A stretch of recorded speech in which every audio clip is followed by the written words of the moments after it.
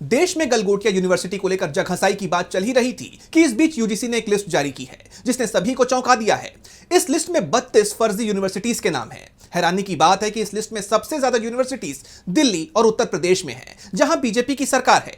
तो और कौन कौन सी यूनिवर्सिटीज को बताया गया है फेक और क्या है ये पूरी खबर जानेंगे इस रिपोर्ट में। यूजीसी की तरफ से एक चौंकाने वाली रिपोर्ट सामने आई है। 2026 की अपनी ताजा रिपोर्ट में यूजीसी ने देश भर की 32 फर्जी यूनिवर्सिटीज की लिस्ट जारी की है।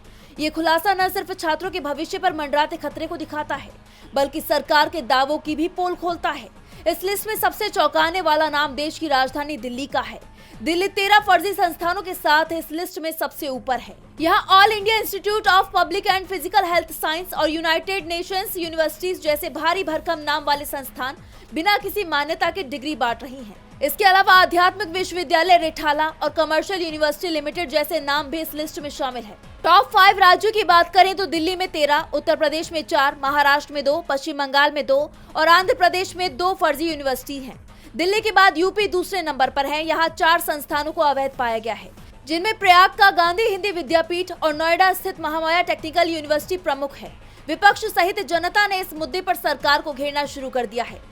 सवाल ये उठाया जा रहा है कि आखिर प्रशासन की नाक के नीचे महाराष्ट्र की राजा अरेबिक यूनिवर्सिटी, पश्चिम बंगाल का Indian institute of alternative medicine और कर्नाटक की ग्लोबल ह्यूमन पीस यूनिवर्सिटी जैसे संस्थान सालों से कैसे फल फूल रहे हैं। यूजीसी ने साफ किया है कि इन संस्थानों को ना तो डिग्री देने का अधिकार है और ना ही ये किसी आधिकारिक पाठ्यक्रम का संचालन कर सकते हैं। केरल की सेंट जॉन यूनिवर्सिटी से लेकर हरियाणा की मैजिक एंड आर्ट यूनिवर्सिटी तक ये सभी संस्थान छात्रों के पैसे और समय को बर्बाद कर रहे हैं। ये रिपोर्ट सरकार के लिए एक अलार्म की तरह है, तो वहीं ये उनकी लापरवाही भी उजागर करती है।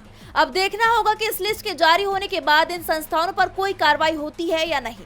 वहीं दूसरी तरफ इसका सबसे बुरा असर यहाँ पढ़ रहे छात्रों पर होगा। छात्र ठगा हुआ महसूस करेंगे।